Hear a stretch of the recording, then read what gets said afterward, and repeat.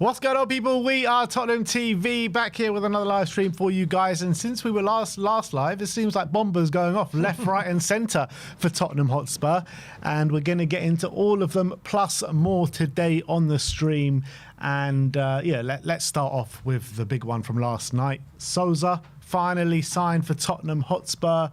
The first of a couple of left backs that apparently we're signing this weekend, or we've gone from having one left back to many left backs at this football club, and we're going to go through the Souza announcement before we do anything else. We'll have to wait and see. It took a while, work permits and all that stuff.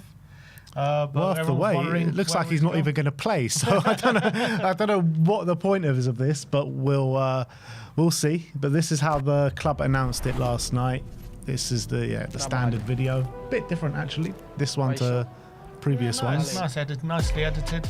I think they're up in their game. I remember, what was it, last year or 2 years ago, where all the announcements were just like basically cut and paste, weren't they? And it was quite boring, but they seem they've become a bit more creative. I don't know if they got more social media people involved, but nice video.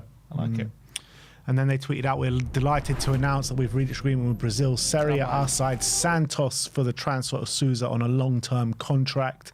From Santos to Spurs. He fits. Look, let's be honest, we haven't been blessed with great Brazilian fullbacks at this football club. The last one, Emerson, he's been pretty much chased out of every other club. And the one before that, Gilberto, oh my God, he was... To be honest, Brazilians in general, I mean, apart from Lucas Moura, you can say was good.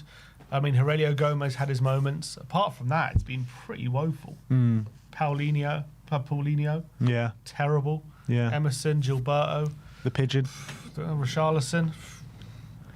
It's we haven't. This is the one though. We don't have a great. This is the one. This is the one. Don't you worry about it. This is the one.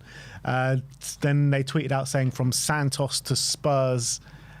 Number 38 he's going to take. Is that Destiny's old number? It was Destiny's old number. Yeah. So, yeah, when he was an up-and-coming left-back, that's the number he had. And now Souza's taking that spot. Look, let's hope that he provides this good future at left-back that we need. Look, we'll talk about future deals that looks like that in the pipeline at the moment.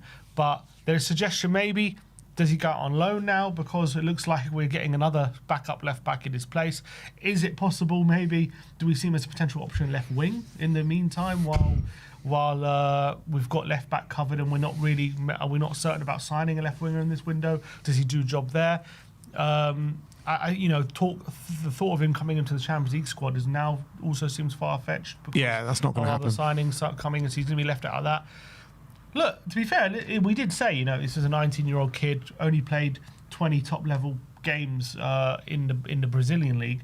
So the thought of him coming in and expecting him to, hit the ground running was always going to be a bit fanciful. Maybe that's what the club are planning for. Yeah, one for the future, it seems. When we were first linked with him, I thought that's it. He's going to be the rotation backup option for a doggy, but doesn't seem to be the case. I wouldn't be surprised if he does go out on loan maybe to a European team now. Yeah, I wouldn't be against it. So if you scroll up, you can see that's obviously, as we mentioned before, Souza 38, and then he did an interview on the Spurs website as well. Just it's really incredible to join Spurs. It's childhood dream. Is that coming? Spurs fan. I think his childhood dream is playing in the Premier League, not playing for Spurs. When I was 5 years old, I first saw Gilberto run down that left-hand side. And the rest is history. And then I knew Spurs was the team for me. Even born when Gilberto played for Tottenham, actually. What year was Gilberto at Spurs? 2008. And he's 19, so he would have been, what, 2? Maybe 1. 2. Does he even know who Gilberto is? He has probably no idea. And then they've got him in the home and away kits there in the yellow and white as well. So he looks good in it. Suits him. Definitely suits him. I wonder how long, if he's ever going to even play in that shirt. Yeah, I'm sure he will. I think it's one for the future. It's like it probably is like a little Doggy Sarr, Bergval type of signing where we're signing him now. I don't think he's going to be part of the first team this season. As much as I thought he was, I think we're going to try and loan him out. That's the sense I get. Unless they want to keep him around to learn from a Doggy and Robertson potentially, or play, or maybe have a minute to left wing because we're struggling there, and we know he's a player who, if maybe the thought is maybe we're going to go to a back three a bit more. Maybe he can be used at wing back a bit, but I think we're going to try loan him out. That's if I'm hazard a guess. Yeah, I mean, loan to a European team. I wouldn't have said that before this morning. To be honest, I would have said before this morning he's going to be an option for us from now to the end of the season. But with the news that we're going to cover next, it looks like that's not the case. And let's get into it, because I think it took everyone by surprise today, this next news. And David Ornstein dropped the bomber this morning, saying that Tottenham are working on a deal to sign Andy Robertson from Liverpool. Tottenham brought forward the plan to buy 31-year-old Liverpool left-back as a free agent this summer. Not done, but talks between all parties are advancing in a bid to reach an agreement. Amicable negotiations between all parties are advancing in Spurs' attempt to land Andy Robertson. Florian Plettenberg saying that Tottenham are now pushing to sign Andy Robertson with immediate effect. Understand a verbal agreement is done. Clubs are now in negotiations. And David Heiner says that desire on all sides to get the deal done quickly for Andy Robertson to join Tottenham. Matt Law says that Thomas Frank is said to have been attracted by Robertson's leadership qualities on and off the pitch. Robertson is seen as someone who can drive standards in the dressing room and take responsibility on the pitch. It's believed that Andy Robertson earns in the region of 160 grand a week at Liverpool, and there is acknowledgement that he'll remain a big earner at Tottenham Hotspur. So, yeah. When I first saw the news, I was thinking, Tottenham, what the hell are you doing here? What are you smoking, signing Andy Robertson well past his best? But the more I've thought about it, the more I've kind of warmed to the idea, because like Matt Law mentions about Thomas Frank wanting leadership qualities in this squad, I think that's something he definitely brings. Obviously, captain of Scotland, vice-captain of Liverpool, Champions League winner, Premier League winner, a gap in the squad. Well, we've signed Souza, but in terms of if they plan to use him or not, clearly the plan is not to use him and use him as one for the future. But as a backup or a squad rotation option for Destiny Udogie, someone that Liverpool have used this season with the experience that he does have, I don't see this as the kind of terrible move that a lot of maybe Spurs fans are thinking about it as. I mean, I'm kind of split on it. I can see the pros. There's definitely pros and cons to this deal. As you say, I think the main thing he brings is, first of all, the know-how, the winning mentality. He's obviously won multiple now league titles at Liverpool, won a Champions League. He's been a big kind of fixture in that team as well, a loud voice in the dressing room. I don't know if you've ever seen like any behind-the-scenes stuff of Liverpool, and they've won leagues and stuff. Robertson's usually one of the loudest people in the dressing room, barking orders. He doesn't take any shit from anyone. So from all that point of view, like, he's very encouraging. He does drive standards on the pitch. He's not afraid to let people know what he's thinking and feeling, and hold people accountable. You see that on the pitch, and I think that's real positive traits, and a leader, someone we definitely need in the dressing room, and I think he helps with that. We know we have a very young squad, a very inexperienced squad as well, and he'll really help with all of that. The only problem is he's definitely past his best. We all know that. Last season, he was really struggling last season. That's why they signed Kirkes, because Robertson, it became very apparent, this guy is not his best anymore. He's really struggling for form, and he was costing him a lot of goals last season. Even though they won the league, he really struggled last season. So they signed Kirkes this season. And it's weird, not weird, but this season he's obviously taken a more of a periphery role. And I've been chatting to a few of my Liverpool friends who are Liverpool fans, and they say when he's been playing, he's actually been quite good, but it's because he's kind of been used sparingly rather than week in, week out as their first choice left back. And I think that makes sense, because at 31 as well, given the systems he's played in, Klopp's system, so intense, he had to do crazy amount of work when he was down that side, because he was like just tasked with being up and down that wing for years and years and years. It makes sense he was going to burn out at some point, but apparently he has kept his body in great shape, and he's like he's a model professional, and he's like in very good condition. But coming to Tottenham, apparently he's wanting out of Liverpool because he wants to go somewhere where he's going to play and he's going to start. Has he been given those assurances by Thomas Frank he's going to be our first choice left back? If he has, I've got a few issues with that, because first of all, I think Udogie is the future and he's ahead of him right now, albeit he's got injury problems. I do really rate Udogie. I don't know if Robertson is good enough right now to be our first choice left back. I do definitely think if he comes in as a rotation option for a doggy, it's positive. And look, I don't have a massive issue with him, albeit he's massively on the decline. But there's talks of a 3-year deal. There's talks of him wanting to leave Liverpool because he wants to play more regularly. And also when it comes to raising like the technical level of the squad, I don't think he's massive technical player, but he is good going forward and he's a good crosser of the ball when he gets in the final third. So I do like that. So I'm kind of mixed on it. Like, we're signing a declining 31-year-old who's past his best, but he still has those intangibles that we are missing from the squad, which are definitely needed. It kind of just depends on what role is intended for him. It seems like an opportunistic signing, but the report's also suggesting we were going to go for him in the summer, if not now. So it seems like that's something that's been in the pipeline for a while. I'm leaning towards it's probably more good than bad, to be honest, because I like what he'll bring. But he is also a player that's kind of won it all. So the question, I guess, would be, given that he's 31, given that he's past his best, the big question for him is that hunger still there? Yeah, I think he's a model professional. I really believe that. You know, he's got a World Cup to get him in shape for this summer as well. I think he'll definitely give his all. You know, he's got so much leadership qualities and experience in abundance. And look, don't get me wrong. If he is coming here to be our first choice left back, I think it's an absolutely stinker of a move for Tottenham Hotspur. But I think for the role that I envisage him in the squad, I think it could be really valuable to Spurs to have him in the squad. And I'm fairly happy with this deal, to be honest. And I know what people are thinking. You know, we need to take the squad up to the next level. Why not sign a left back that is, you know, better than Destiny, or that can challenge properly Destiny for the first team squad? Like Anthony Robertson. Like Anthony Robertson. Maybe he'll be 100%. And that's probably the way that Spurs should be going. But when you're looking at where Spurs are at right now, finished 17th last season, 14th, 15th in the league this season.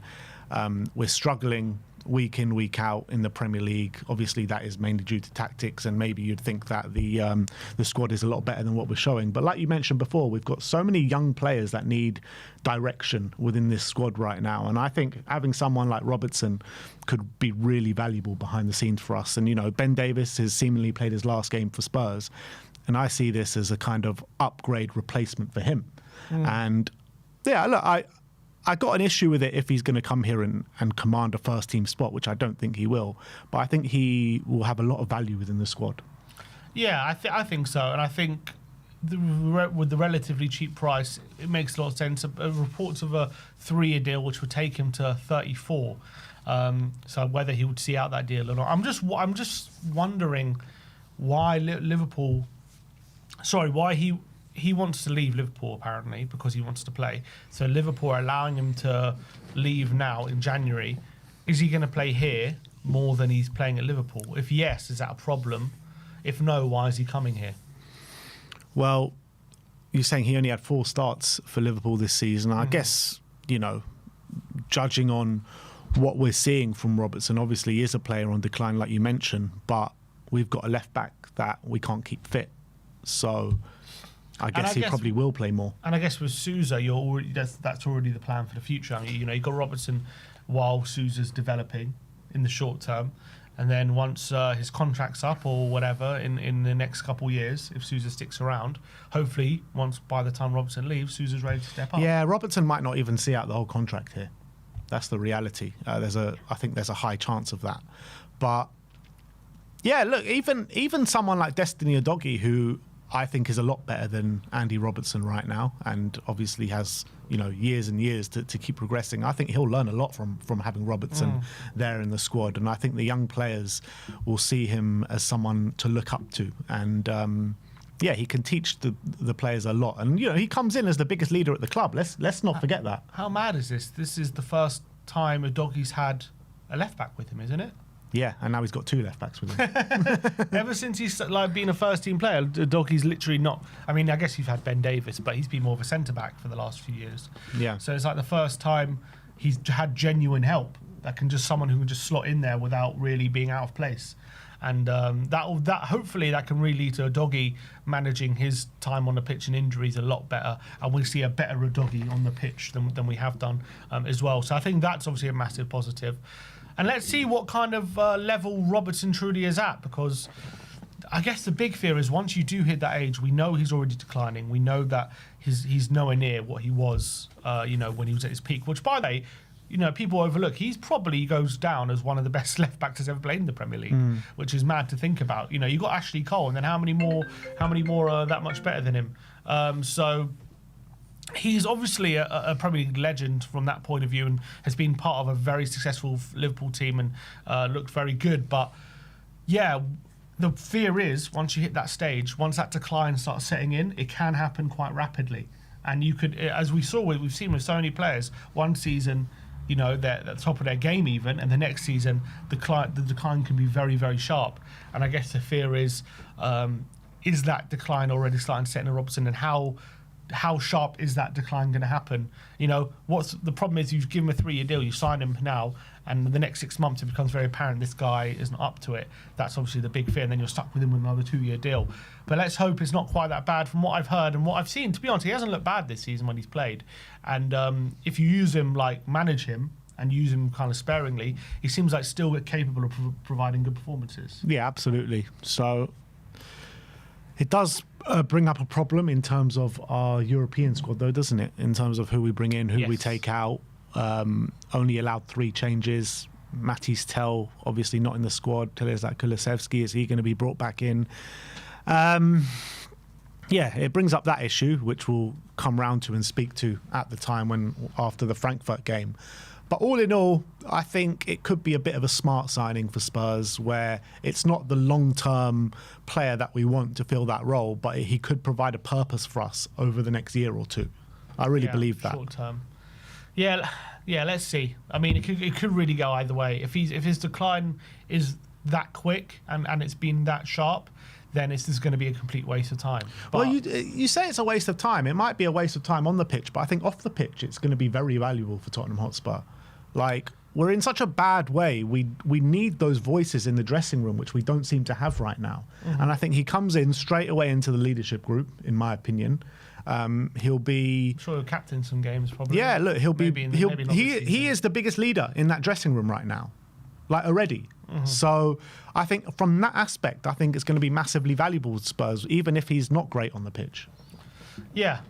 Just the question is, he's coming from an environment which was obviously looking to win titles and very competitive environment, in a sense that he's coming from a club with very high standards and an expectation to win. He's come to Tottenham where the environment seems to be very different, and whether that's a culture shock to him, whether he starts to get disillusioned by being in that culture. His national team is Scotland, so I won't worry too much. Yeah, maybe he's used to it, I guess. But let's just hope he doesn't get fed up very quickly with how things are done here, I guess. Even though he's the one obviously setting the standards, it's all well and good doing that, but if you're the only guy trying to do it and everyone else is not, then it can become like a losing battle, can't it? Yeah. And let's just hope he doesn't get fed up with that. Yeah, I mean, he could be seen as the manager's right-hand man moving forward, in terms of from that aspect of what he brings. Could be a bit similar with the Kyle Walker thing. Kyle Walker's at Burnley now, and whenever I see Kyle Walker play for Burnley, I know he's obviously past his best, but I think he's been pretty good for Burnley, to be honest, and he keeps up his standards in terms of always with that work rate, and he provides a big thing in terms of leadership ability. But Kyle Walker's a lot older than Andy Robertson, and so we're comparing this Kyle Walker to Burnley and thinking it's a good thing. I don't know. But Kyle Walker's been very good for Burnley. I think it's similar, but on a bigger scale. I don't think it's an exciting signing, put it that way. But no, definitely not. I think it's a signing that there's definitely logic to it. But whether it's going to work out, I think there's a lot of reasons why it won't. But I think it's also a low risk one as well. There's not low money. It'll be coming on high wages though. Yeah, it'll come on high wages, but the risk isn't great. So I guess it's worth doing for the short term.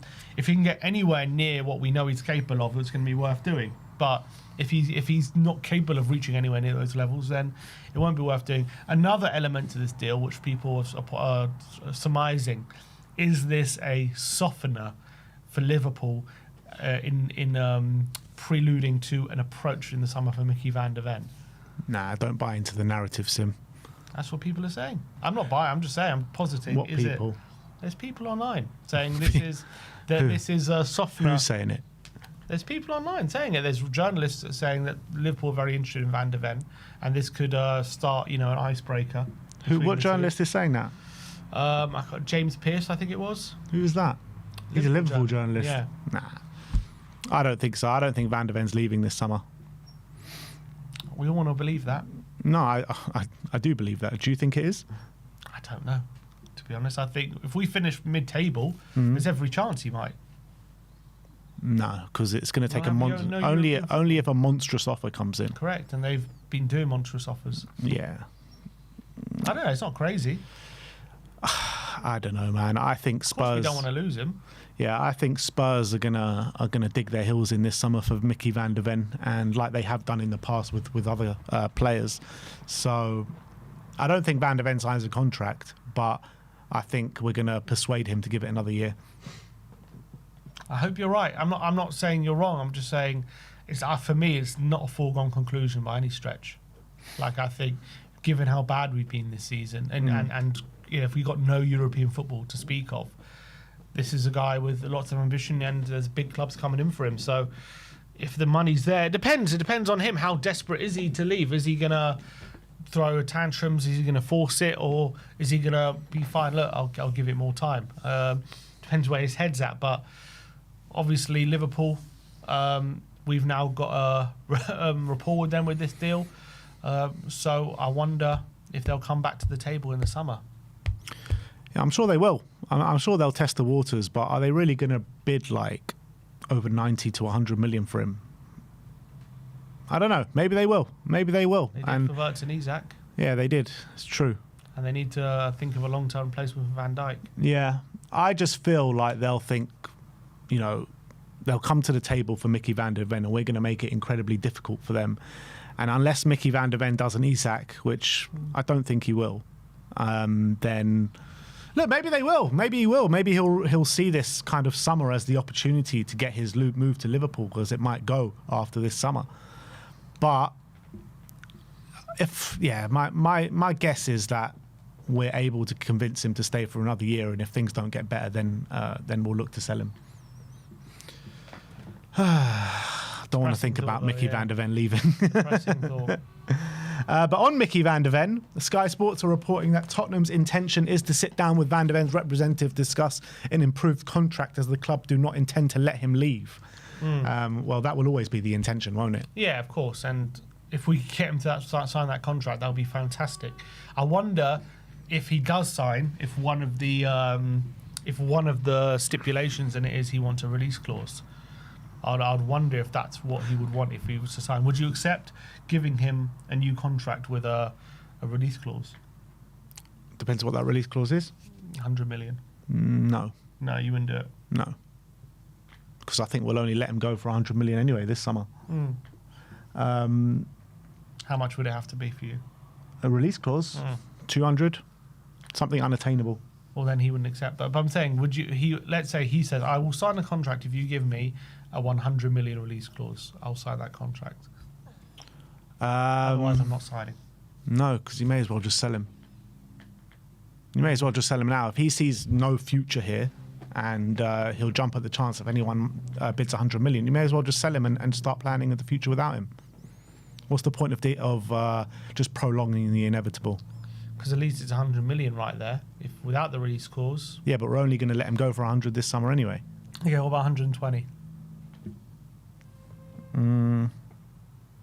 No, I mean, look, if he wants to go, let him go.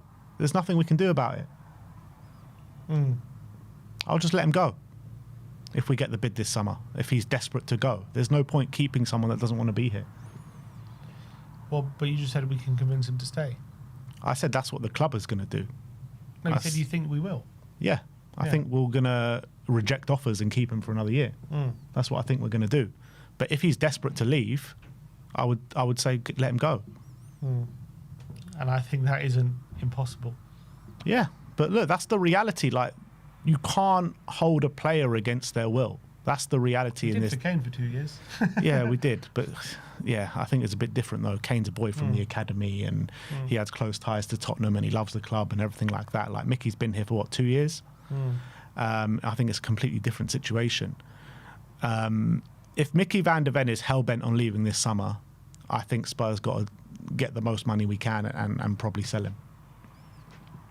As much as it pains us, I think that's probably the situation we're going to have to do. I think a player like Mickey you can force to stay, and I don't think his standards would drop, to be honest. But the point is... You don't know that, though. We don't know that. I think he knows he would have to keep playing well to get a big move.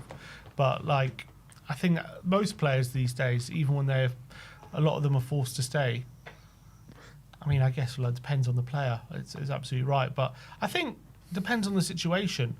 But I think I would, if there's 100, if he's only going to sign a contract with a release clause, I think I'd probably agree to it, to be honest, because that's the best chance you got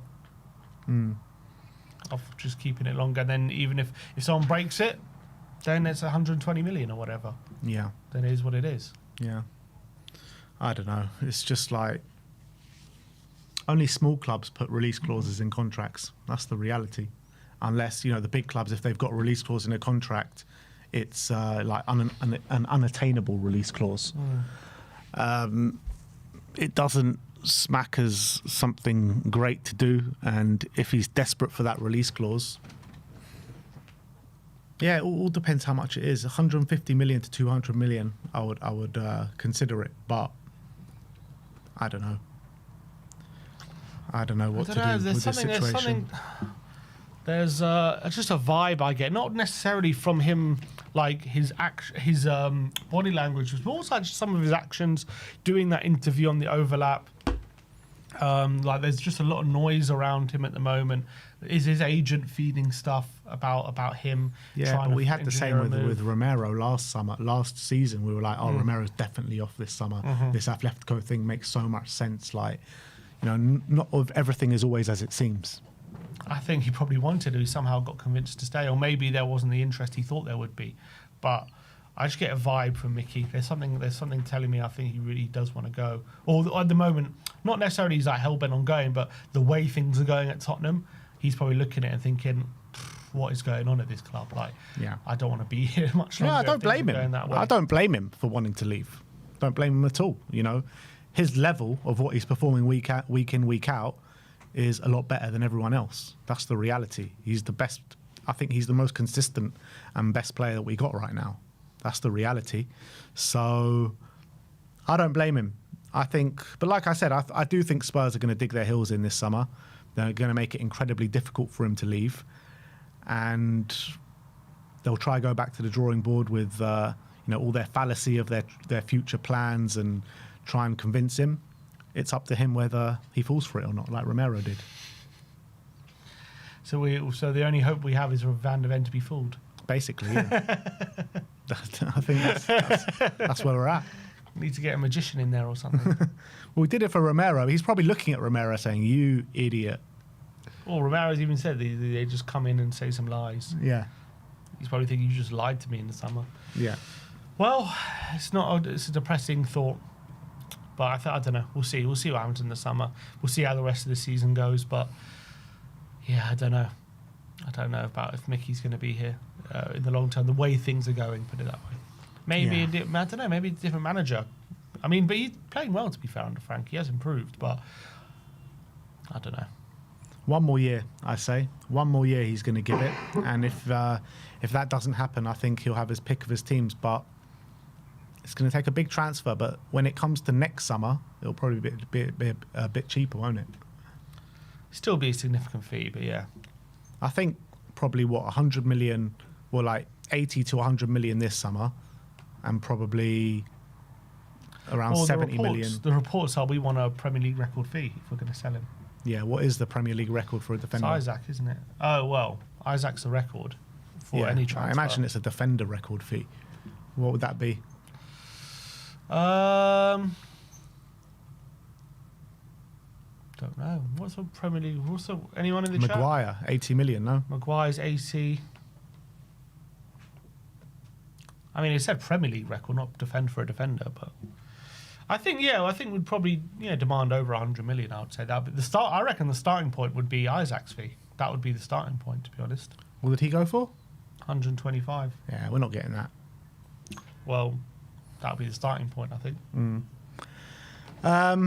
Maybe all right. 100 million plus Curtis Jones. 100 million plus Curtis Jones.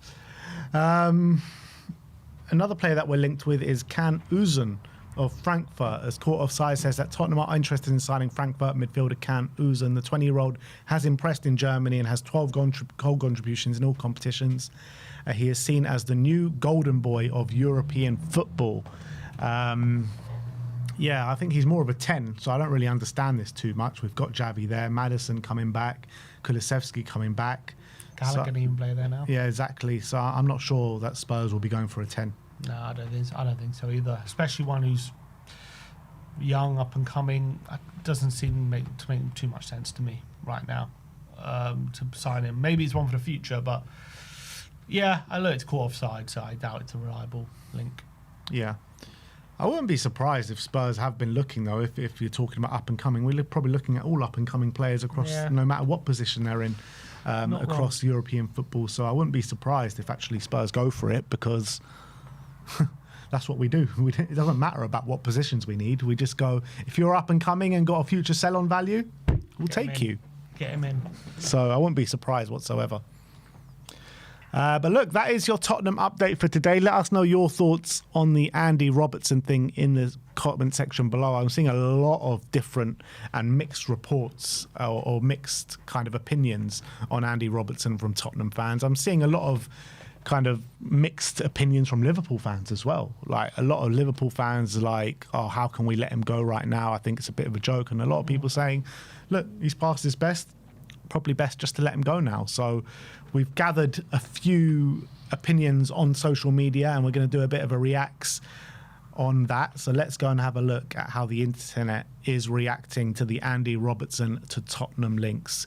And Raj Chauhan says it doesn't. He's below average Premier League fullback in 2026. This is in response to Trunk, who said, sorry, you're mental if you don't think this has any value for Spurs right now. And Raj is saying it doesn't. He's a below average Premier League fullback in 2026.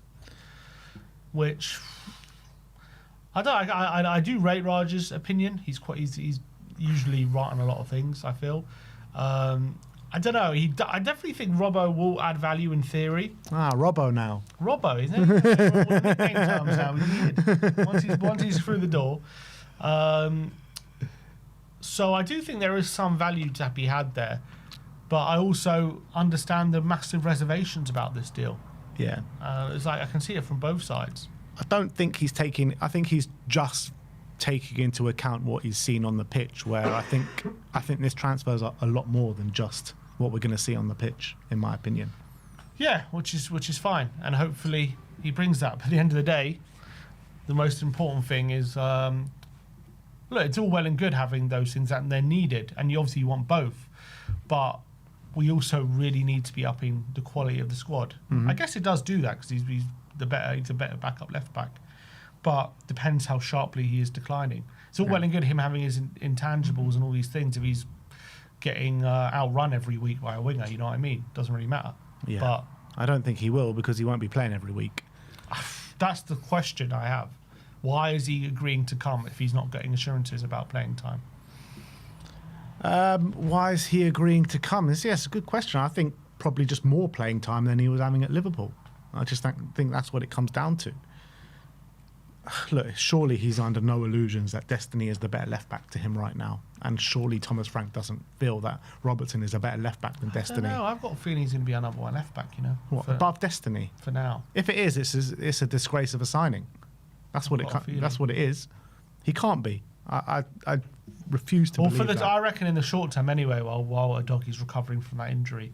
Yeah, that's fine. Maybe we feel that Destiny can't play every week in, week out, while we figure out what the injury situation is with him, because he keeps breaking down. That is the truth. So he probably will play a significant part from now to the end of the season, but I still think Destiny will be considered as our number one. Yeah. No, even this season will be considered as our number one left back. Brian Daigle, not very happy with this one. He says, we don't buy talent, we rent nostalgia. Scout them, Bid like we're on Draggers Den. Watch them become incredible and win everything. See current club upgrade him. Sign them at 32, cheap/free. Call it smart business. This club is run like a bad joke. Well, yeah, I mean, the club definitely is run like a bad joke, that's for sure. Yeah. Well, how often do these kind of deals work when you're signing a cast off from like a well, I don't know if you call them a rival, but like another top 16 that we're looking to challenge with. Usually when there's like when you like, I remember Arsenal signed like Willian, they've signed a few of these other like older players who like you think, oh, you're getting a cheap deal, and they just always turn out rubbish. Not always. I think well, they weren't old when they signed them, but Arsenal, when they were on their come up, they signed like Zinchenko and Gabriel Jesus, weren't they, who were cast away from Man City. Obviously they were much younger, yeah, that's a bit different. They had a lot more to prove at that point. Talk about declining players. Perisic, I mean, he wasn't great for us, but I still think we sold him a bit too early. He wasn't a cast off though. He was, I think, wing back of the year when they signed him, wasn't he? Wing back of the year where? In Serie A. Before we signed him. Yeah, and Andy Robertson was Premier League winning left back last season. Yeah, but he was declining last season. Everyone could see it. Yeah.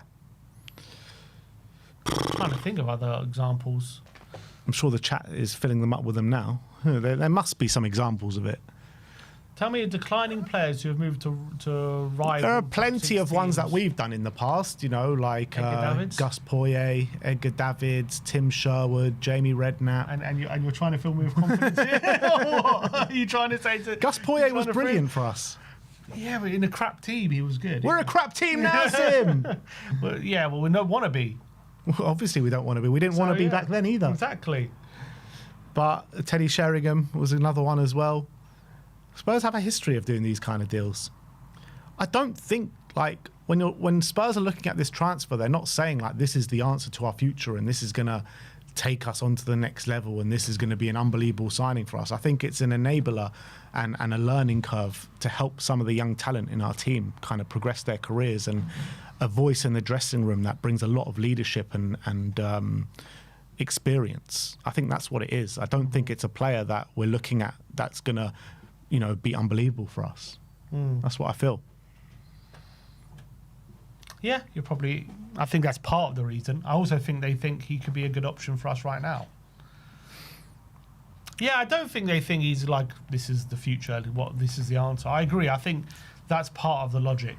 But I guess some people would argue, why not just sign a better left back? Yeah, that's. I think in an ideal world, I would want to do that. Like, if you asked me yesterday, would I want to sign Andy Robertson? I'd probably say no. That's the reality.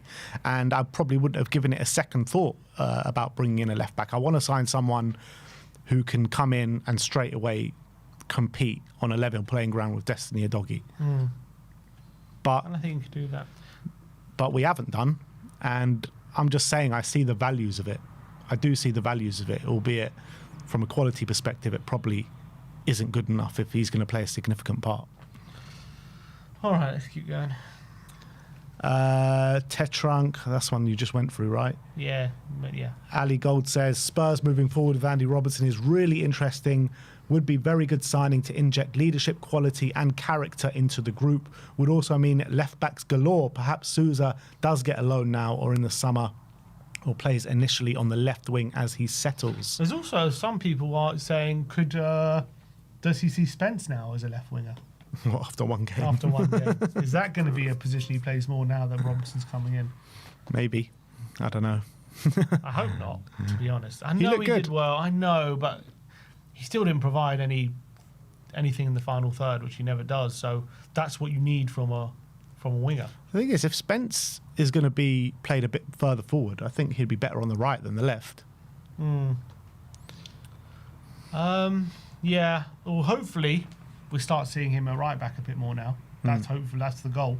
Porro needs some sort of support. It's crazy what we're doing to him every single game. So hopefully he start getting some support now from Spurs playing on that side. I think that should be the logical conclusion. I think if the logical conclusion of this is we're going to play Spence more on left wing, I think that's crazy. I think what this is basically just a filler until Souza's ready. That's what this is. And a replacement for Davis. Yeah. So in that aspect, it's not the end of the world. Yeah, makes sense from that point. Billy T says, I don't mind the Robertson signing, but let's be real. We've all done this window. All we've done this window is replace 2 injured players and bought a kid nowhere near enough. And that is... Wait, he's injured? Oh, we replaced 2, yeah. That's true. Like, this window has been disgraceful, let's be honest. Yeah. We've let go of Brennan Johnson. We haven't brought in an attacking player. We've brought in Conor Gallagher to replace Bentancur. We've brought in Andy Robertson to replace Ben Davis. I mean... That's what we've done. And also now, with Gallagher and Robertson added to the squad, which means there's only room for one more change after the group stage, because in the Champions League squad, because you only allowed 3 changes. Yeah. That means either Tell is not coming back in, or we're not signing, or the new signing, if we do have a new signing, it isn't coming into the Champions League squad. Yeah. Which is ridiculous, because you'd think... And that means also definitely no Decky as well. So for the 3 changes, you're talking about Robertson for Davis, Gallagher for Bentancur, or another midfielder for Gallagher to come in. That leaves 1 attacking player to come in for Brennan Johnson. Yeah, I guess if you say just Gallagher for Brennan in the swap, okay, and then whether new signing happens, I don't know who would come out. Kudus maybe. Kudus or Bentancur, one of the midfielders maybe. Yeah, because we've got so many midfielders. Like, there's probably no point having as many midfielders as we do. I don't know what we're going to do. I don't know. And also, if this Kinski-Hermansen deal goes through, is that going to be one of the changes? Nah. I said it when we were linked to him. There's no chance Hermansen comes into the squad. I don't know. I don't know if he'd want to risk just having 2 keepers. I don't know. I think he'll go with 2 and then one from the youth. We've had Brandon Austin and Kinski pretty much on the bench in all European games, haven't we? Mm-hmm. I don't know. It's just a mess. I don't know. The goalkeeping situation's a mess. Mm-hmm. This one from Leanne says, can't understand the rationale behind letting Robertson go. Still a very valuable player on the pitch, and we're already so light on defenders as it is. Add to he's our vice captain and key part of the dressing room. Whether he leaves on a free on the summer, he could still be crucial. So that's a Liverpool fan not happy to see the back of Robertson. And he's still a very valuable player on the pitch as well. So I think a lot of Liverpool fans there's a few more reactions from Liverpool fans. They seem not too happy, it seems. Like the general consensus I've gathered is that they'd rather keep him for another 6 months than let him go to Tottenham, which is interesting from that point of view. And yeah, considering he's a vice captain as well, leaving mid-season to a team like Spurs is a bit odd. Yeah, especially when in 6 months he can the contract runs out and he can probably go to maybe he can go to Tottenham or go to anywhere else. But I can only think he's agreed to leave early if he has assurances that he's going to be playing. I can't think of any other reason. But he will get more playing time. We've already discussed that. Right. But is that a problem? It depends how much more. It depends how much more. I think, like I said before, I don't think they trust Destiny to play every single game and keep up his fitness. That's what it is. So Robertson will come in those games, but I think predominantly Udogie will be our first choice left back. I just think Robertson looks at it and being like, I'm going to be getting more playing time than I was getting at Liverpool. We'll see. I mean, he started how many games he played this season? You said he started 4 in the 13 games in all. He started 4 in the Champions League and 4 in the Premier League. So that's 8 starts this and probably some in the cup as well. Didn't he start against us in the cup? Against Barnsley. Oh, we didn't play them in the cup this year. And he started both games in the Carabao. So 11 games he started this season. Yeah. Is he going to get more than 11 starts between now and the end of the season? Well, we got less football than what Liverpool had at the start of the season. We've only got Premier League and Champions League. Yeah. I think he'll play a significant part for us from now to the end of the season, just because of the worries of Destiny's fitness. ONTHFC saying, the only possible way to add logic onto this is that they've asked for the conditions of a deal for Van der Ven in the summer, and we're now sniffing around to see if we can get him in return. We've only just signed a left back on top of having Udogie and Spence as an option. And I don't rate Robertson anymore. I think he's past it. Squad planning is in the bin and has been for a long time. Oh, Owen ain't happy. No, he's not. I think he's right. Is that the only logic? Is that the conditions for Van der Ven? I don't know about that being the only logic. Why would Spurs look at this as anything positive in a thing for Van der Ven? I don't understand. Getting a declining 31-year-old left back in place for Van der Ven. Don't think so. But yeah, squad planning. Yeah, it's an issue. Immortal Cop says, "What the fuck? If we let Robertson go in January, I'll personally find Richard Hughes and Michael Edwards." Jeez. So Liverpool fans are raging. They're raging. This one though, Sean says Robertson should be going to Celtic on a free. I can't be asked for Spurs fans calling him washed and having him miserable, having him a miserable time, which I think is an incredibly likely outcome. They're already doing it. Before he's even played a game, they're already doing it. So of course it's a likely outcome. Everyone looks washed when they come to Tottenham, so I don't think it's his fault, but we're definitely going to be calling him washed. 100%. David says, letting Robbo go makes 0 sense. We have no cover at left back, and Slot has said no players are coming in. I'd rather lose him on a free in the summer.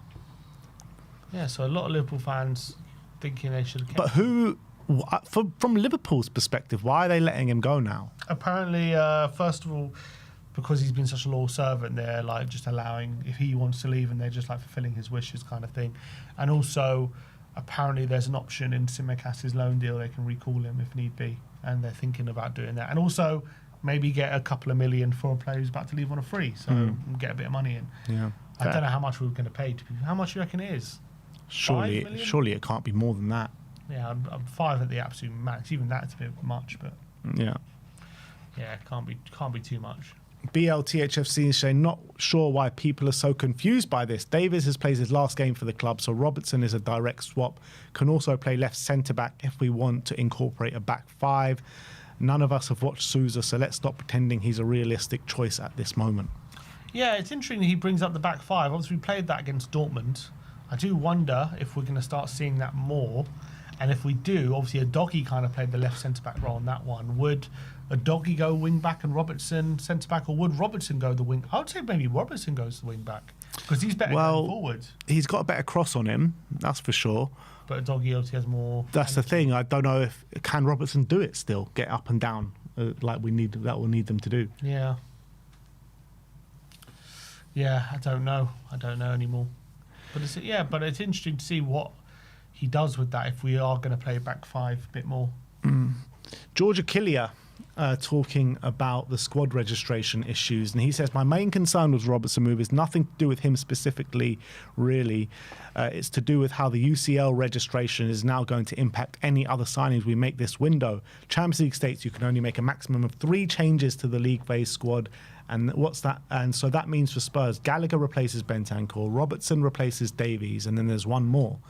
There's a few options for that third place, which will all have negative impacts. Signing a new player, great, but we need some. But we went in this window needing a forward and a deep-lying playmaker.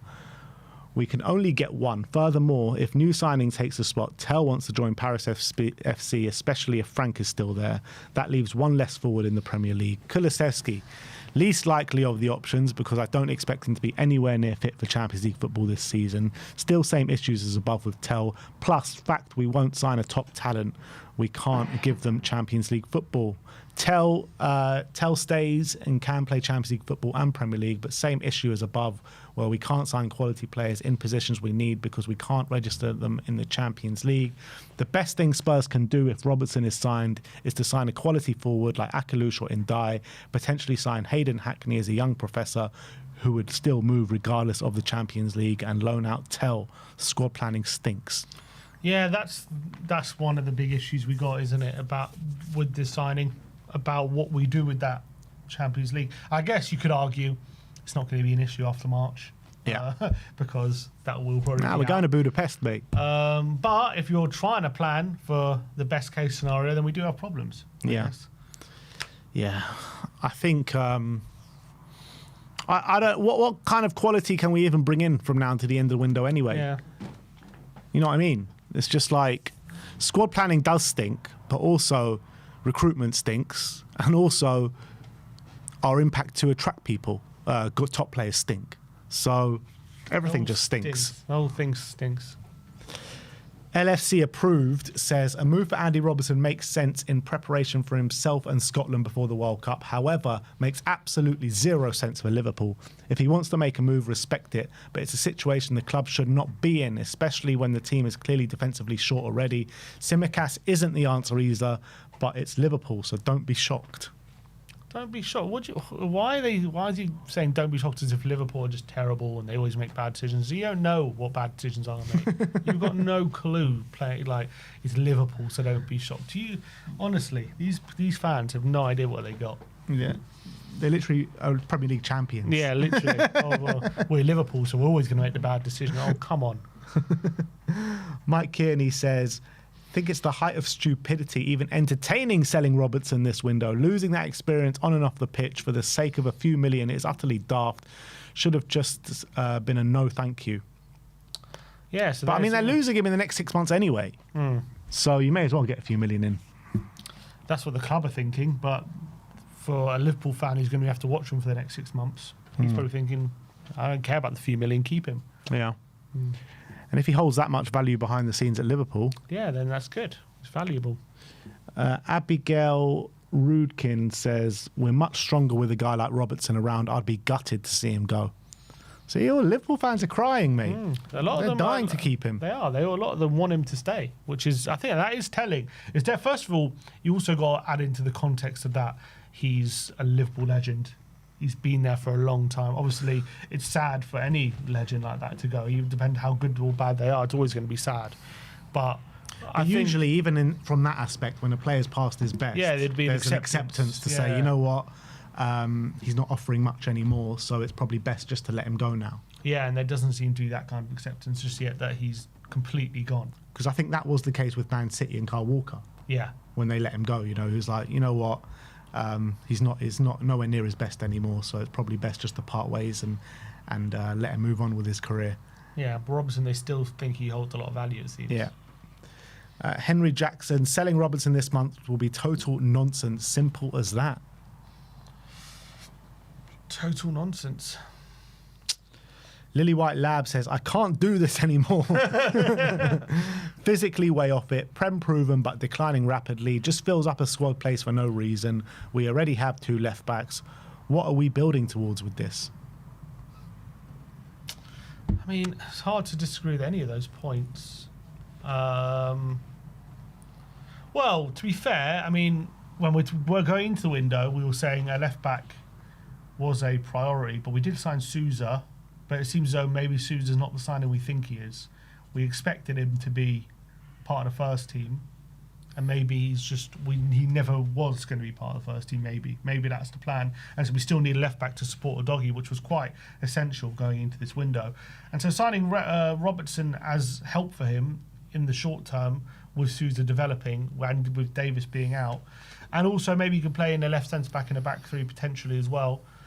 I mean, from that point of view, I wouldn't say it's for no reason, but in terms of physically way off it, Prem proven, but declining rapidly. I mean, there might be physically way off it. I mean, last season he definitely seemed way off it. What this season?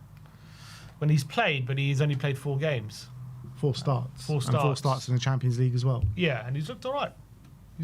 So is he physically way off it? He's definitely not at his best. Agreed. He's not prime 2018, whatever it was, Robertson. Or whenever his prime was, but is he physically way off it? Depends what you mean. There's a difference between past your best and physically way off it. Guess it depends how much we use him again. I think he can fill in, but I think if you play him too much, he just struggles to keep up these days. But if you play him every so often, maybe it's all right. Yeah. Because this season he's done all right, but last season he was really badly struggling. Yeah. Samuel LFC says, I'm sad about Robertson going to Tottenham. Could be going to Tottenham. Stokey G2 says the Robertson deal is hilarious. Liverpool don't want to lose him and Spurs fans don't even want him. That's what it feels like. Yeah, literally. A deal that suits no one from the fan base, but suits both clubs. Dixon says, my first thought was, what the F? But the more I think about it, the more it makes a lot of sense. Maybe Souza isn't ready at all and needs a loan to learn an English game. Udogie is injury prone. Robbo is reliable rotational player with different attributes and lots of experience. I like this. There you go. And also, we did do a poll on X just to gather the temperature of the signing. If you go on our profile, go on our main profile, it was Spurs making move for Andy Robertson. Is this a good signing or an unnecessary one? Drop your opinions below. Oh, shit, I got baited. I didn't even realise. Did you? By who? By that Twitter name. Oh, I didn't realise either. Anyway, the poll was good signing or unnecessary one, and 69% are saying it's a good signing. 30% saying not needed. So, on 1,300 votes on our Twitter poll. Go get voting. But at the moment, definitely majority saying it's a good signing. So people in our community seem happier with the signing. Well, look, that is the way the internet has been reacting. I've just read the name again.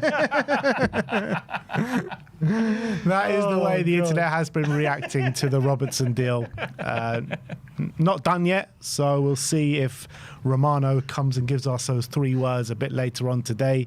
But let us know your thoughts in the comment section below. Robertson to Spurs. Not something I thought I would see when I woke up this morning.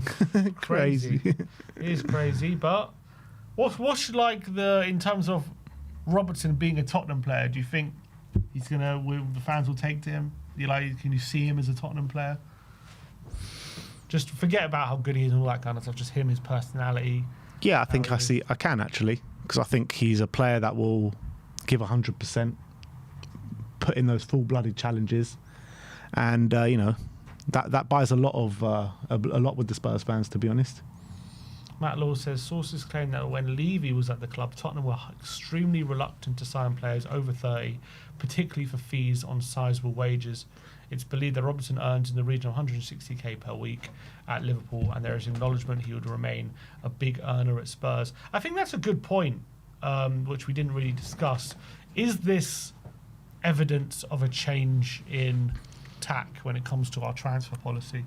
Is this Tottenham showing we are going in a different direction? We are getting players, ready-made players, or older players with more experience that even though they're older and they're going to cost money, which we're not going to see a return on, essentially. It's not like we never did it under Levy. Like we signed Perisic, Scott Parker, and these kind of guys. Lorente. It's not like we never did it. We did do it. We just did it sparingly. We were reluctant to do it, and maybe we've only done it once, so it's not like we've done it. It's a showing we're going to do it loads of times. When was the last time we did it? Was Perisic? I guess that wasn't that long ago, was it? No, Perisic, and then before that was probably Lorente, and before that was probably Parker. Well, how old was Parker when we signed him? Was that 28 or 29? I think he was like 30, actually. 30? Yeah, when we signed him. Parker ended up well for us. He did very well for us. Yeah. Yeah, it's true. It's not completely alien. I guess we have obviously other deals which maybe not the same, but Fraser Forster we brought in. Yeah, that's completely different though. Like different kind of things. We brought in loads of goalkeepers like that over the years. Look, so Rato says we change tactic every day, Sim. Yeah, you're probably right about that. It's probably not worth reading too much into it. But some reports are saying this is evidence of Tottenham changing their transfer policy and all this kind of stuff. But if it's a one-off, I don't think it's really that. I don't think it's Spurs showing that they're changing their transfer policy because we bring him in alongside a 19-year-old left-back. Exactly. So. And he is seen as the future. Robertson, I think, is just seen as like a filler until he's ready. So I don't think it's too much of a, deviation from the general transfer business for Spurs. Well, I guess the argument would be maybe last season or season before we would have just signed Souza and not signed Robertson. True. All right, let's look ahead to the game this weekend. Burnley against Tottenham. Frank did his press conference yesterday, enlightened us to the injuries, and we're going to have a lot more players available for us tomorrow than we did have on Tuesday night, which is obviously great. And we're going to get into our predicted lineup now, so let's get through into the injury news and the team update. Yeah, so obviously a horrible news for Lucas Berg. Val confirmation yesterday. He is going to be out for 2 to 3 months with a ankle injury. Following on from Rodrigo Bentancur, he's got a long-term injury. Richarlison's got a long-term hamstring injury. Ben Davies has injured his ankle. Mohamed Kudus has a long-term groin injury. Decky and Maddison have been out for the whole season. And João Paulinho is touch and go, according to Thomas Frank. Not sure if he's going to be fit for this one. We'll have to wait and see. But good news on Dom, Doggy, Gray, all available for this weekend, alongside Gallagher, Basuma, Tell, who are all left out of the Champions League squad. So, yeah, a lot of players back available. All right, so let's get into it. Which record? Wing-back system, 4-2-3-1. Yeah, does he go with the formation that worked so well against Dortmund, or does he go back to what we were doing before? I think he goes back 4-2-3-1 in my opinion. Yeah, I don't really see the need to. I guess you could say he worked well against Dortmund, but no, there's no reason to do that. So yeah, I think he goes 4-2-3-1. So in goal, we know it will be Vicario. Any chance of Kinski? Any chance? No, I don't think off the back of the Dortmund game. Also, Kinski could be on his way out. So yeah, I don't think he starts this one. So that's Vicario in goal. Pedro Porro right back. We also got to consider going into this game. We have a game on Tuesday, quite a big one. Wednesday, quite a big one. So I think the selection will be in a court. Like there has to be with that game in mind. Mm-hmm. I think Porro probably still starts. Well, obviously there's a lot of ineligible players for Wednesday that are probably going to play in this game. Unless does Jed start right back and the Doggy left back? Can the Doggy even play? Because he's available, but he did play 90 minutes on Tuesday. So do you want to manage him a bit more, or is he ready to start again? That's a big question. I think it's going to be... Can Souza play, maybe? Nah, surely not. I mean, I guess he could. He'll be in the squad, you'd think. He could play. I think it's going to be Porro and Jed. Porro and Jed, no Doggy. Yeah, Doggy on Wednesday night. Yeah, I'm happy with that. I am happy with that. Porro just doesn't get a rest. It's just not. It's not something we do at this football club. We don't give. Every time, shall we give him a rest? And they're like, nope. So yeah, Porro right back. Jed's not a Doggy. Jed. Sorry, Jed. Jed Spence at left back. So Porro right back, Jed Spence at left back. Centre backs, it'll be back to Coutinho Romero and Mickey van der Ven, which is actually a bit unfair for Danso because he had such a good game. And every time he has a good game, one of our centre backs is back available the next game and he just comes straight back out. Yeah, and he did do well, but this is our first choice. Unless one of the is there a chance we rush Romero because he's played a lot and put Danso in? I don't think Romero so. comes big on Tuesday. I don't think Frank can be afforded to rest players because every game is like massive for him now, isn't it? Because if he loses this, there's a very good chance he gets sacked after the game. Yeah, true. So he just needs to go all out. But I also think that there's some players who will be waning a bit and that you have to manage. Like we'll talk about it in midfield, but I think there are some players you might have to just rest for Wednesday. Yeah, but I don't think centre backs are that. Centre backs should be fine. So that's the back four: Porro, Romero, Van der Ven, Jed Spence in the midfield. Oh, the one player he did say is available, which we'll talk about, is Sarr. He said he's available. I think João Paulinho doesn't play this game. I think they're going to try and get him in for the Wednesday night game. Given the fact we have a lot of unavailable centre mids, I think it makes sense you don't start him. And I also think Gray, when was the last time Gray didn't play? That's a good point. I'm pretty sure Gray's played like every game, like for a while. So I think he potentially could be due a rest in this one. So he got taken off at half time against West Ham and he was on the bench for the Bournemouth game. Okay, so that's a lot. So he actually has... Okay. And he came on in the last few minutes. Yeah. Has played a lot. Does he start Gray in this one and then he starts him again on Wednesday? Because he's definitely has to start on Wednesday, isn't he? Mm-hmm. Unless Sarr starts. Basuma's obviously an option because he played well against West Ham. What I want to see, I don't know if this is the way it's going to go, but what I want to see is Basuma Gallagher in that double pivot. I would love to see that. I've got a feeling he's going to go Basuma and Sarr. Basuma and Sarr. And then Gallagher in the 10? I've got a feeling he's going to do that.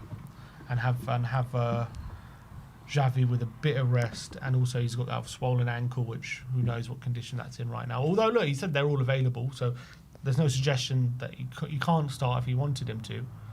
But I've just with Wednesday in mind as well, and Tuesday he played through pain. Could he do with just a bit of a rest or be on the bench just if need be?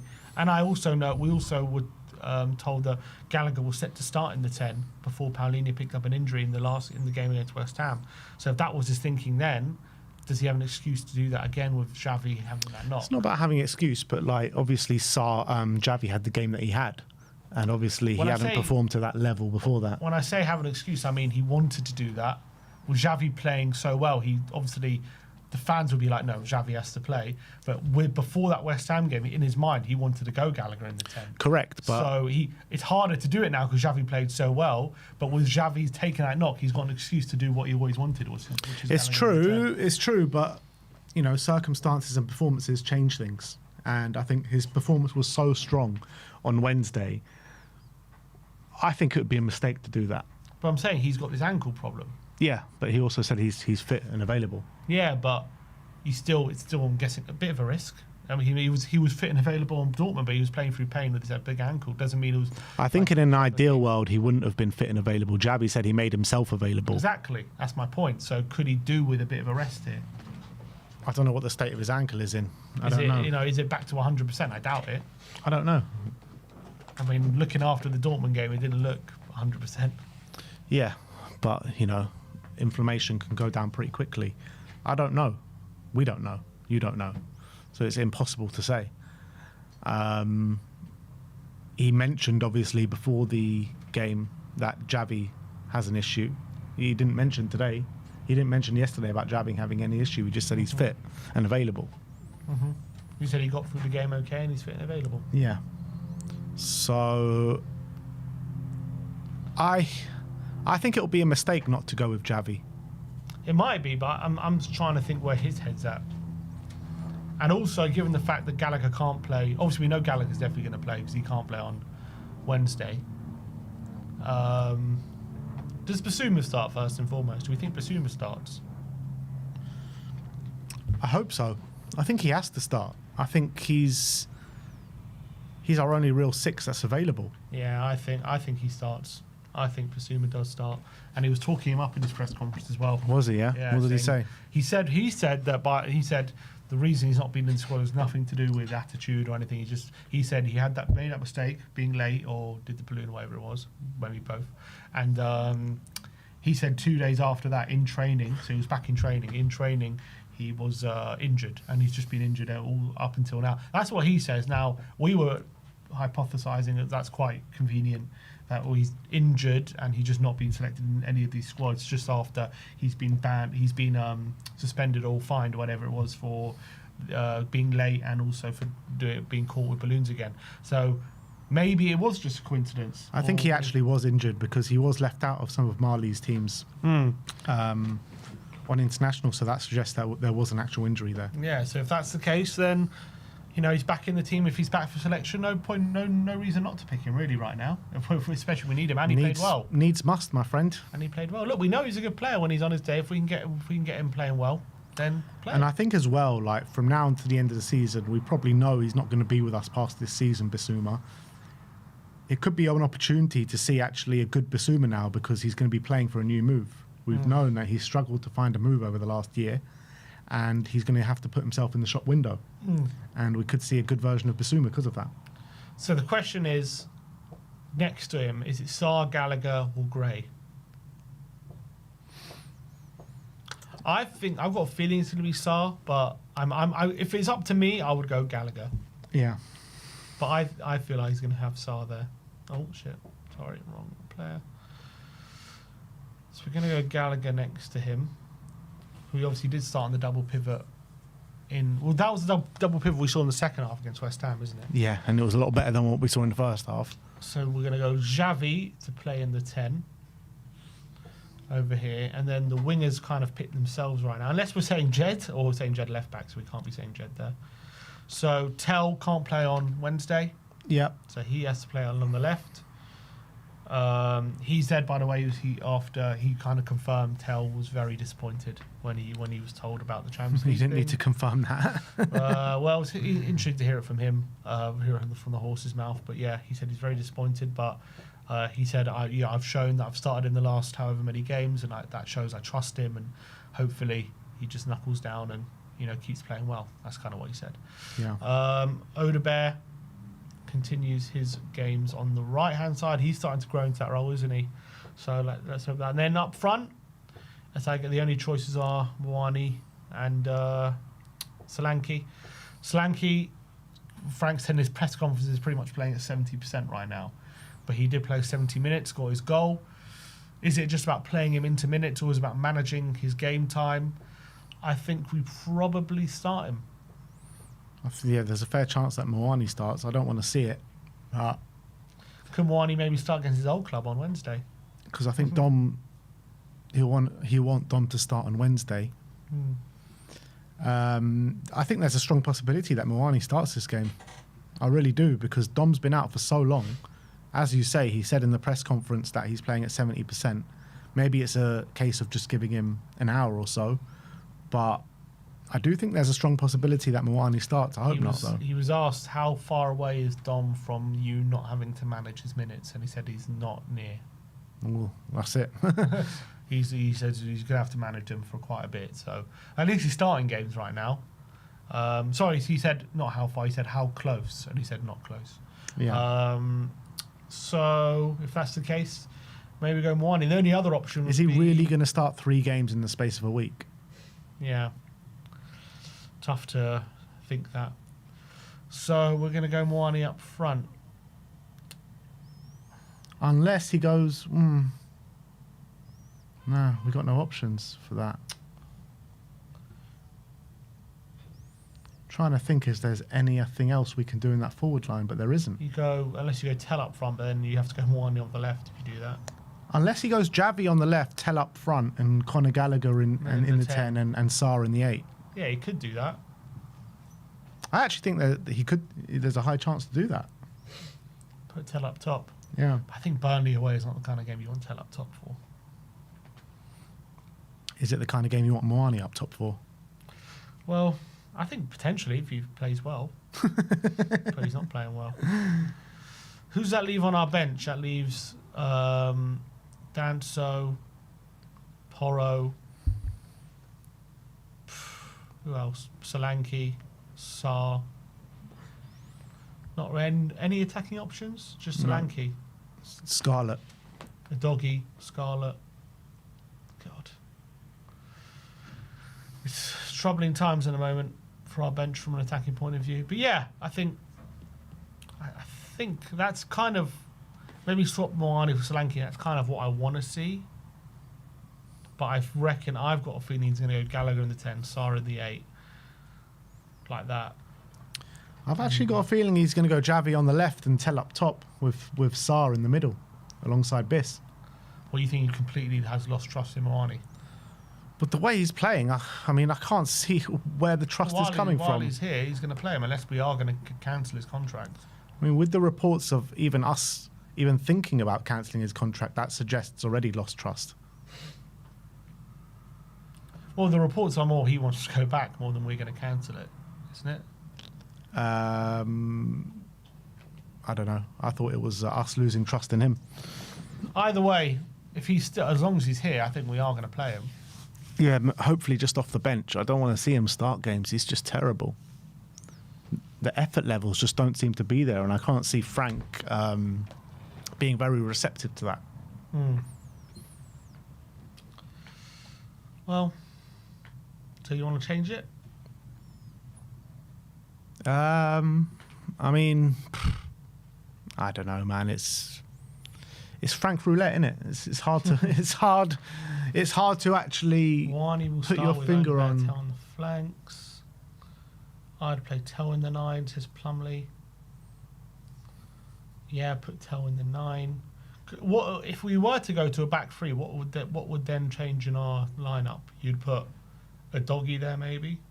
No, you'd probably keep Jed there. No, Danso. You put Danso for who? For Xavi. and then then you could do a front three of Tell, Danso for Moani. Danso for Moani. Then you have a front three of Wilson, Odebear, and Tell. So Wilson, Xavi, and Tell. Yeah. Xavi in that kind of 10. Yeah. Could do that. With Gallagher, Basuma in the 8s. Could see that working. Yeah, I just feel he will go for it at the back. Look, I think it's impossible to actually know what he's going to do with the big game coming up on Wednesday as well. I think what he's done so far this season will suggest that Moani's playing, but I've just got a feeling behind the scenes he's kind of losing hope a bit with Moani. I really believe that. Let's hope he can get it back. What, the hope or The hope. Don't even know if I want hope back in Moani. He's been so bad. Like I said before, I prefer to play Scarlett over Moani. I really would. No, I just think it's a player low on confidence as well. I just think he needs a goal. He got the 2 goals against PSG and only got worse since. Look, there's a lot of reasons I think Moani's struggling. I think he's part of the reason, but I don't think he's the only reason. I mean, he is the lowest performing player on the team. There's no reason for him to look as bad as he's looking. At all. Like, he looks disinterested. He looks like he's backing out on things. He doesn't look like he's putting in the effort levels. I mean, there's being low on confidence, not form, and then there's doing what Moani's doing right now. And I think it's a disgrace the way he's playing right now, in my opinion. Yeah, but one good game and he can turn it around. Yeah. So let's hope it's on Saturday. Yeah, I'm sure a lot of people have faith in that. But look, if that's the lineup, what's your score prediction? I'm going to go 1-0 Spurs. 1-0? 1-0 Spurs. I think we'll win. Look, even though we look better against Dortmund, it's going to be a different game against Burnley. They're not going to give us the same space. They're going to ask us different questions. And whether we have those answers, I think still going to be difficult for us. I think we're going to be playing a similar way. We're going to be relying on crosses to score. And I think we're going to struggle to create lots of chances, to be honest. I see lots of maybe shots from outside the box, potentially in this one, maybe a couple of half chances, and then the goal probably comes from a corner. And to be fair, Burnley do lack quality going forward, so I think a clean sheet's not a bad bet, but I think a rout is not something I'm expecting. So I'm going to go 1-0. Yeah. I think 1-0 from a set piece he's got a reel over it this weekend, and I'll take it right now. I think we just need those points, don't we? No matter how they come. And I think if we win a 1-0 from a set piece, I don't think it does anything to kind of sway fans' opinions on Thomas Frank right now. That's the reality. Does keep him in a job, though. Probably keeps him in a job. Does he get sacked if we lose? I think he could very well do. Yeah, but we said that after West Ham when he didn't, did he? Yeah. I think it just starts up all those conversations. I feel like he doesn't. I feel like he gets the Frankfurt game regardless, unless it's like a battering, like we lose badly. I reckon he gets the Frankfurt game. Dr. Tottenham suggests though we lose this weekend. Yeah, true. Absolutely. Anyway, let's move on to the match preview. It's a team, Burnley, who are obviously sitting in 19th, very low in the table, but I felt like they've had a few decent results recently. They've gone to Anfield, got 1-1, 1-1 draw. They drew against Manchester United in their game before that. They obviously beat Millwall 5-1 in the FA Cup, but they've started to, I wouldn't say turn it around, but get a few more positive results now against some big teams. Yeah, and even in their losses, they haven't been terrible in a lot of them. Like I feel like in the recent couple months, they've just been a little bit more competitive than they were maybe before. So I'm not saying it's going to be they're the best team or anything. They are definitely one of the weaker teams in the league. I think that's obvious. They just lack that quality, that cutting edge. Defensively is what they relied upon last season. They relied upon being very defensively solid, not conceding many goals by set pieces or whatever. But I think the difference is in the Championship, I think they had that physical dominance over most teams, where if they just played in a certain way, it was very hard to score against them. But when it's the Premier League, it's such a different kettle of fish. And in a weird way, it's like, you know how some teams when they play beautiful football in the Championship, and they come up to the Prem, and they just think, if we just do that, if we did work in the Championship, work in the Prem, then they get sliced open. Kind of feels like Burnley doing it from the opposite direction, but it's hard to call it naive. But they just feel like, okay, if we just defend like we did in the Championship, it'll work in the Prem. But they don't score anywhere near enough goals, and they're just leaking goals for fun because their defence actually isn't that good compared to Championship teams. So last season they conceded 15 goals the whole season. It was amazing, or something like that. And this season they've already conceded 42. That just goes to show the difference in the golfing class. And but in a weird way, it doesn't mean that it's going to be an easy game, because the way they set up is still going to mean we struggle, because we've been lacking in opening teams up. We've been lacking kind of creating those openings. We have one of the lowest open play XGs in the whole league, so we really struggle from open play. So unless we're going to be creating lots of chances from set pieces, I still envisage Tottenham being very stodgy in this game, especially as well. Gallagher's new to the team. We've still got to implement him, so that's obviously one element to it. But hopefully we got off to a positive start, and then all of a sudden the Burnley had to drop a bit, and think they start to lose confidence. But they seem quite confident at the moment. Although I'd say, watching that Liverpool game, they were very lucky to get a point or get away with it. And the Man United game as well, to be fair. Man United as well. Man United should have won that game. But they just found a way in both of getting a point somehow. Yeah. A bit luckily. Well, it was just basically missed chances from both teams. They weren't clinical enough. And can you back Spurs to be clinical enough? Probably not at this moment in time. So you're looking at this Burnley side in terms of quality. I think Esteve at the back probably can move on to a better team. I think Kyle Walker has served his purpose this season. But apart from that... Well, that Luiz he's a midfielder, but he was supposed to Florentino. Yeah, Florentino Luiz. Has he stood out this season for them? I think he's been one of their better players, but I remember he was much talked about at Benfica. Yeah. Because he had unbelievable underlying stats. Obviously he hasn't set the world alight, but he's been pretty good. Marcus Edwards is an interesting one, because last time he played against us, he scored, didn't he, with Sporting Lisbon. I'm reading Pochettino's book at the moment, and the kind of stuff he says about Marcus Edwards in that book, about being so similar to Messi, and he regretted saying that because of his attitude and everything surrounding that. And I think him calling him he didn't call him the next Messi. He said he had a lot of attributes like Messi. It kind of swayed him off path a little bit and made his head a bit bigger than what it was. You're preparing for the return. Yeah. No, it's a really interesting book. I'm about halfway through it at the moment. But Edwards, on his day, can really hurt us. He's a player with really top individual skill. But obviously he can't find his day often enough. That's his problem. I think it was his first goal of the season, wasn't it? Yeah, he hasn't played that much, I don't think. Against Liverpool. So it was a nice goal, but I feel like he's actually... He got an assist against Man U as well. Yeah, I feel like recently he's been playing a bit more. He's got into the team a bit more. I think it's fine. He found it quite difficult beforehand to kind of find... Maybe he wasn't doing what Parker was asking him to do, like defensively and all that kind of stuff. But it's been so bad defensively, I think Parker's finally gone, okay, maybe we just need a little bit going forward, and maybe Edwards can provide a bit of a spark. And I feel like he has a bit. I thought against Newcastle as well he played. I know they lost, but he played quite well in that game as well. So maybe he's starting to find his place in the team, Marcus Edwards, to be fair. And that's where they've really struggled this season, is their forward players. They haven't been able to find a number 9 that's been regular for them this season. They've been in and out with Lyle Foster, Fleming, now Broja is the flavour of the month for them. They just can't find a striker which they're comfortable with to play regularly. Jadon Anthony as well, he started the season pretty well, but he's been kind of in and out of the team since then.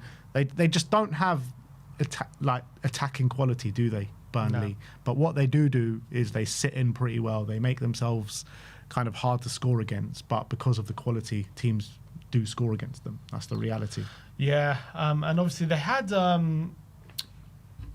what's his name, Lyle Foster, who did all right in the Prem last time they were in it, but I think he hasn't really got going this season. Broja, they signed for decent money. He's just been a player plagued by injury and never quite been good enough. Jason Anthony's had a good season now, hasn't he? He started well, but then he's gone a bit quiet since. Scored against United. Yeah. Nice goal. He's one who's obviously been one to watch. He's been quietly impressive. But yeah, they've been playing. I think they've been mixing their formation up this season. I think they're playing 4-2-3-1 recently. No, 3-4-3 recently, no? It says here 4-2-3-1. I think against Liverpool they played 3-4-3. Oh, opposition. Sorry, yeah, 3-4-3. I was looking at the wrong one. Yeah, they've been mixing it up. So they've some games 4-2-3-1, and some games 3-4-3.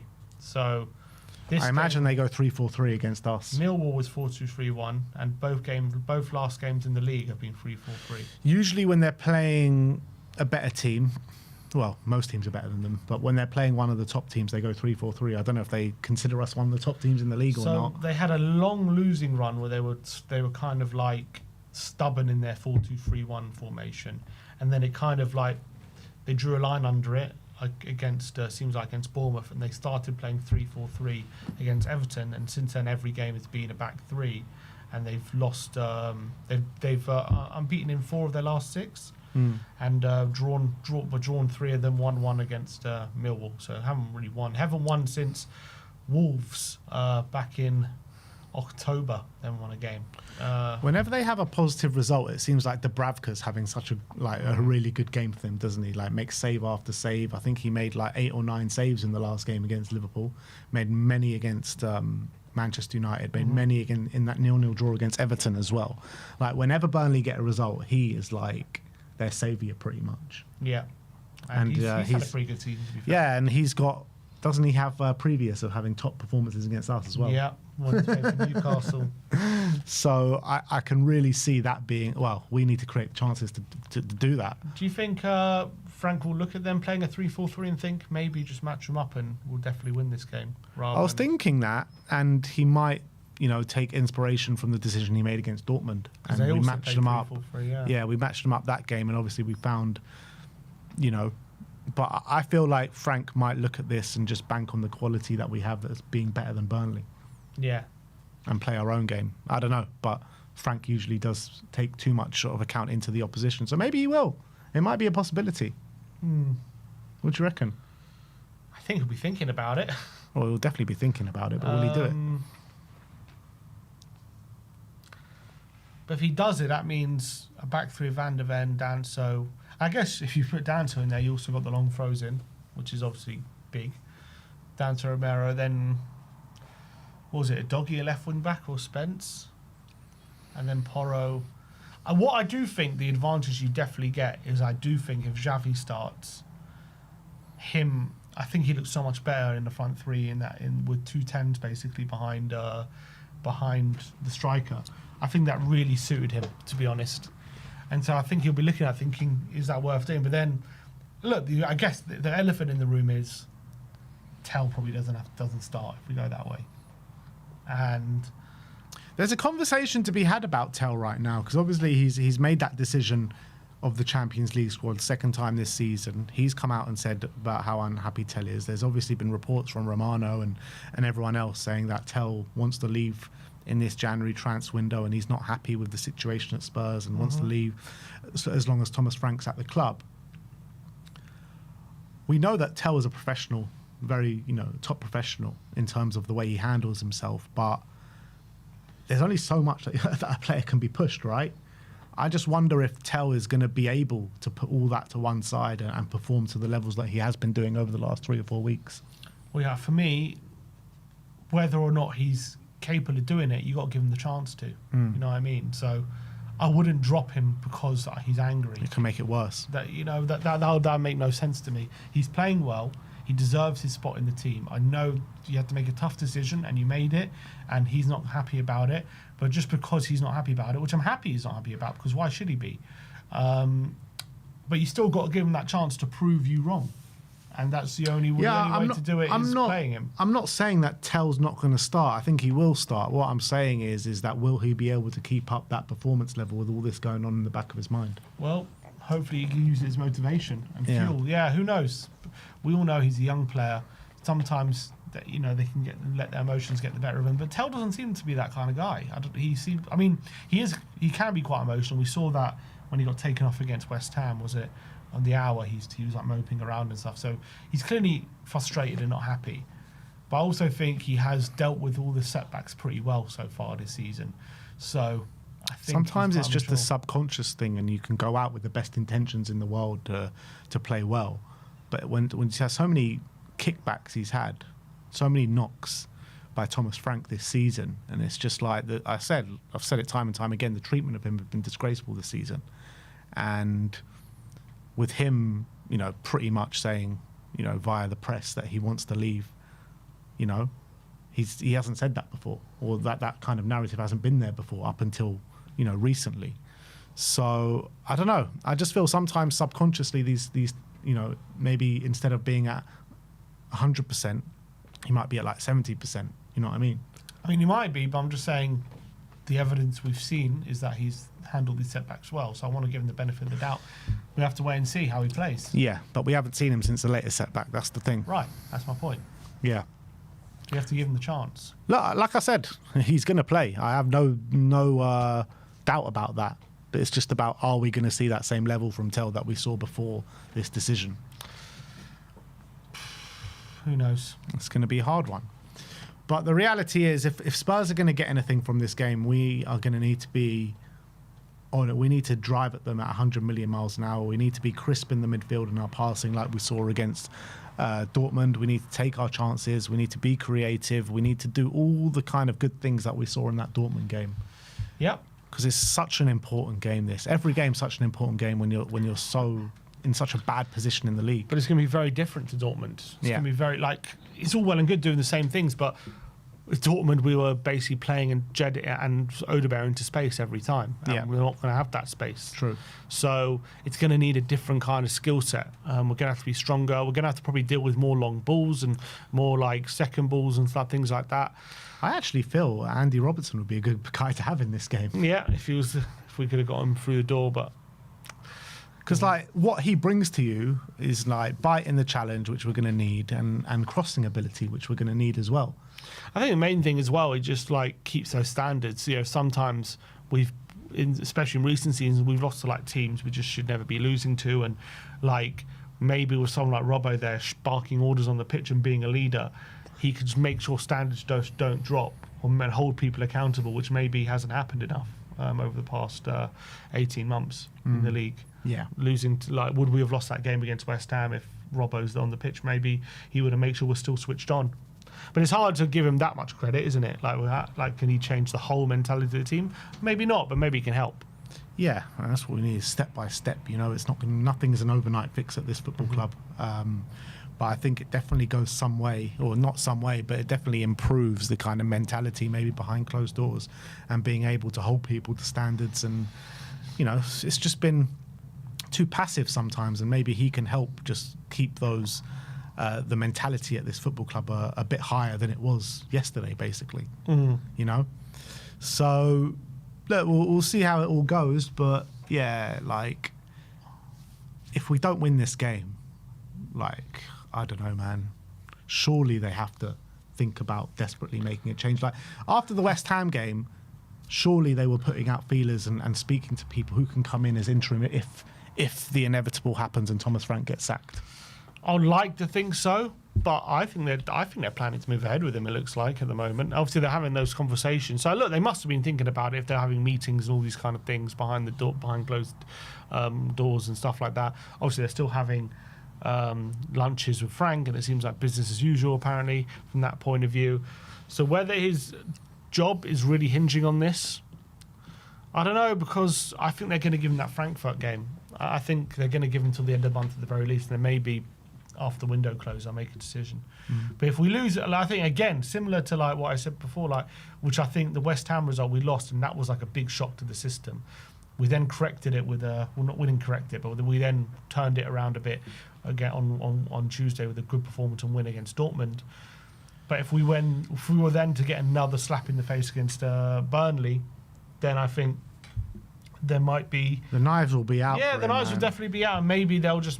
Again, sometimes it's all about timing, and sometimes one depends how they're feeling on the day. If they're okay, bam, we have to make the decision. Let's just do it. Cut the tie. Like, Guess how bad it is. Like if we have a 1-1 game and we've had so many chances, we're just not putting the ball away. And play like Liverpool Liverpool, the Man United game where Dubravka's having a worldie of a game, but actually Spurs have played a win here, but we just haven't got the win.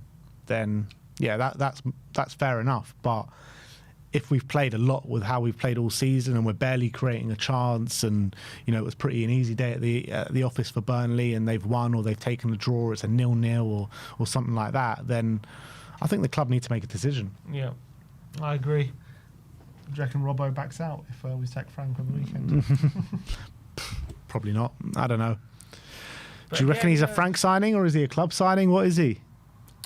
Considering that we were planning to go for him in the summer, that sounds like it's a club signing. Maybe. I don't know. I'm just not looking forward to this game tomorrow. I think it's going to be a dirty game, man. They're going to be fighting tooth and nail to get any points they can. They're going to try and drag us down to their level. And knowing us, they don't need to exactly. They don't need to drag us down. We're already there, man. We're going to drag them down to our level. Yeah, That's exactly. what we're going to do. Exactly. God, let's just hope we show something. Look, I think it's going to be a difficult game. I think it's going to be a real tough game. Burnley, as much as we should be winning, we should expect to win, they can be tough. We've seen that over the last few weeks, that they can be a tough team to play against, and Parker's not a bad manager. So I'm expecting them to set up in a way to stifle us. Obviously, we did also play on Wednesday, so some of these players might be tired and whatever. So we'll see how that's affected the team, but that wouldn't be an excuse at all, to be honest. And we've got a big game coming up on the next Wednesday against Frankfurt. So there's a lot riding on this game. It's very important. Would you rather win this game and lose on Wednesday and miss out on top 8, or lose this game and win on Wednesday and get the top 8? I hate these hypotheticals, man. I just want to win every game. Would you rather win every game, win the league? Yeah, of course. What game has more importance to you? What do you think should be prioritised? They're both so important. I think we need to prioritise both. They're both so important, because if we lose this, there is a genuine chance of a relegation battle this season. That's the facts. But that can be recovered. Top 8 can't. You're either in or you're out. Yeah. But do I trust them to recover it? Relegation, man. At least if we lose against Frankfurt, we're still in the Champions League. Yeah, but put it this way: if we let's say what you say is true, we lose and we're in a relegation battle, what better way to ease those fears than to have 2 less games in the Champions League? Sorry, say that again. What did you say? If we have 2 less games in the Champions League, yeah, that's more time to prepare for these games, and more likely we probably get results. Yeah.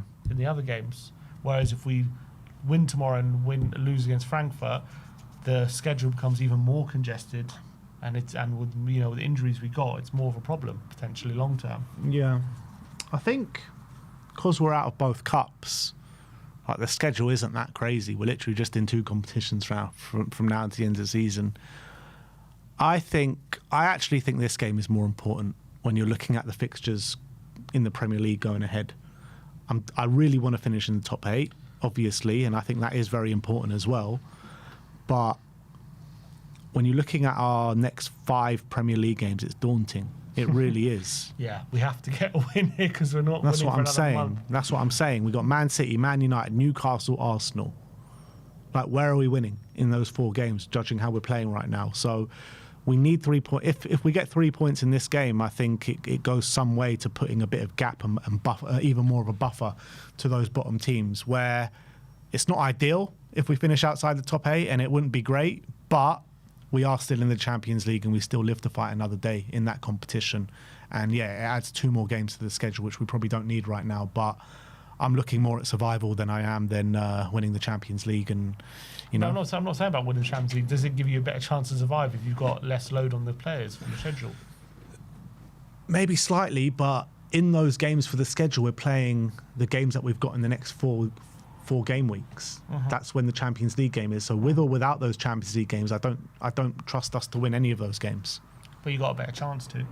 Yeah, fine. Better chance to, but we've got a better chance of putting points on the board if we win tomorrow. That's our best chance. Guaranteed, yeah. True. It's an interesting one, but I wonder. I don't think he can afford to not prioritise this game, but I think he's got to manage his squad, of course, in whoever's fit and who's not. But yeah, I think we should have more than enough available to win both these games. Let's say Solanke can only play either 70 minutes in this game or 70 minutes, and he has to be on the bench for one and has to start the other one. But I think we got more than enough. You know, we've been through the different lineups that we can play. We've got more than enough where we've got more than enough quality where we can win this game and win the game on Wednesday. I understand that. My point. I'm not saying we're not going to try and win both. Of course we will. I'm just saying. Let's say for example Solanke, we know he's 70% fit. Let's say Frank, the medical staff, come to him and he says, look, he can play on the weekend. That means he can't start on Wednesday. But if he's on the bench this weekend, you can start him on Wednesday. Yeah. What one do you do? I'll probably bench him on this weekend. You probably bench him. Yeah, because I feel like just because he can start this weekend, but it's still a quick turnaround. I know it's a bit longer than from Wednesday to Saturday than Tuesday to Saturday, but if you bench him, then he'll be super fresh, hopefully, going into the game on Wednesday. Without playing for the last 6 months, it's going to be hard for him to keep up the level that he showed playing 2 games in the space of a week. So, and I think we got Tell there. We got someone like Scarlett there. We've got other players that we can play and still should be able to get the win, in my opinion. Yeah, I would do the same. But I think that would mean you're prioritising Wednesday. I don't think so. I'm just prioritising getting the best out of Solanke. And I think getting the best out of Solanke is playing him on Wednesday instead of playing him this weekend. I'm saying, forget that. Just say the medical team. Can't forget that, but that's the situation. Let's say the medical team. You and your bloody hypotheticals. I'm trying to get you down to a position. I'm saying, let's say. I've told you my position. No. Let's say. No, I've told you my position. Listen what I'm saying. I know what you're saying. Well, no, listen to what I'm about to say. Oh, here we go. Let's say the medical staff say. You've already said that. No, listen. Solanke's going to be just as good on Saturday or Wednesday, but you can only play one of those games. But that's not a case, though, is it? That's not real. That's not real. That's why it's called a hypothetical. What do you do?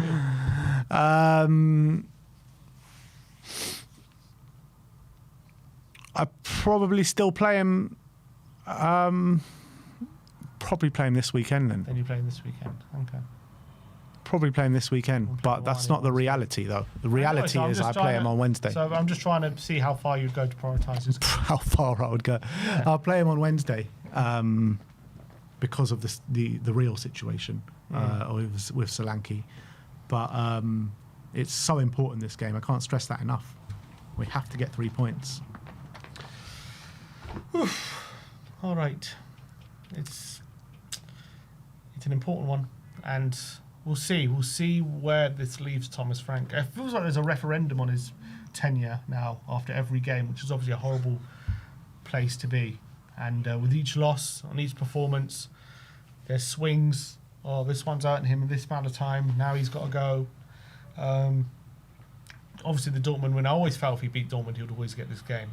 But whether a loss now gets him sacked, I think it's so much is riding now on performance and result and just what the 90 minutes holds, it feels like.